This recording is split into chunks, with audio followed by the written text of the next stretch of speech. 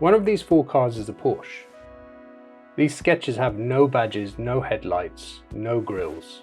Everything you'd normally use to tell them apart. And yet you probably knew which one it was almost immediately. That's strange, isn't it? If none of those usual details are there, what exactly are you recognizing? When I started researching this video, I thought I was going to learn how Porsche designs cars. That's not what happened. Instead, I ended up learning that the reason you recognize that Porsche has almost nothing to do with the headlights, or the grille, or the styling details most of us think make a car distinctive.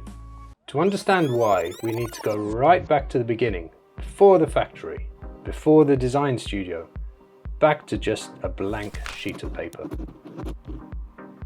This is Michael Mauer, Porsche's former head of design until February 2026. And whenever he starts sketching a new car, the first thing on the page isn't a Porsche, it isn't the headlights or the grille. He starts with 2 circles, the wheels.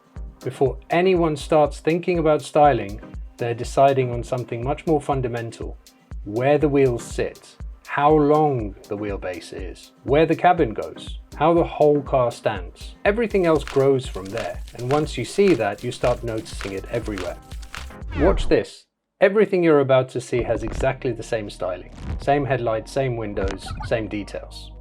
The only thing that's changing is the proportions. That's why one car feels elegant, another may feel awkward, and another feels like it belongs in a completely different category.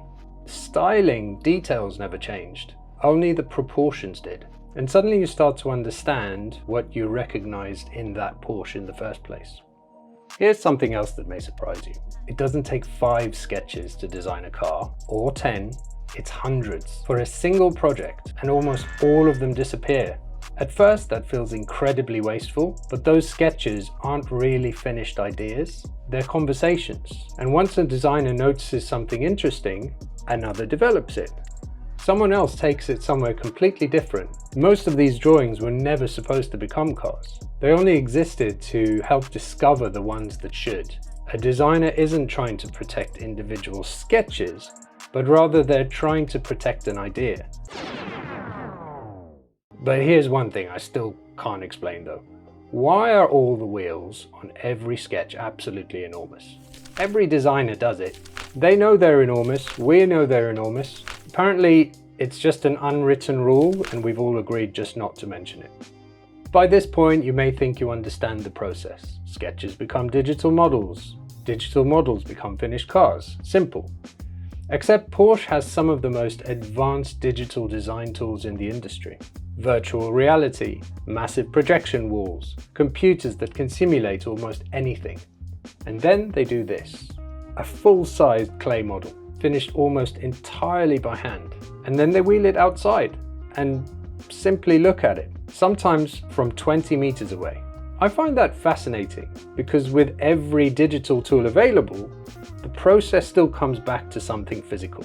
It comes back to something you can walk around, something you can experience with your own eyes. The computer helps to create the surface, but the clay helps us judge it. But by now, one question keeps bothering me. Every stage filters ideas. Hundreds of sketches become dozens. Dozens become a handful. Eventually, one idea survives. So what exactly are designers protecting? Because it can't just be beauty. Plenty of beautiful ideas never make it any further, so what is it exactly? Porsche built every one of these cars. Full size, completely finished, and for years almost nobody outside the company ever saw them. Most were never supposed to become production cars. That wasn't the point of the exercise. They existed to explore ideas. Some ideas eventually found their way into future cars, while others simply proved that they weren't the right direction. Personally, I'd have built this one tomorrow. This one, I think I understand why it stayed in the vault.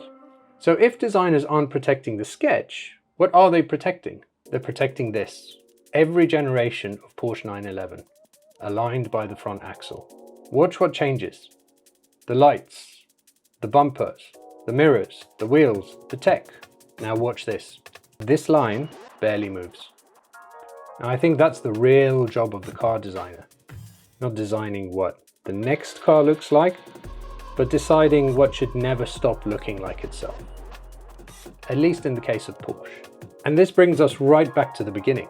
You recognized that Porsche at the beginning of the video without the badge, without the headlights, and without the grille. Because you weren't recognizing the styling, you were recognizing the proportions, the stance, and the idea, as we've discussed. The sketch becomes recognizable because the original idea survived. You've probably been reading cars this way your whole life, but nobody ever told you that's what you were doing.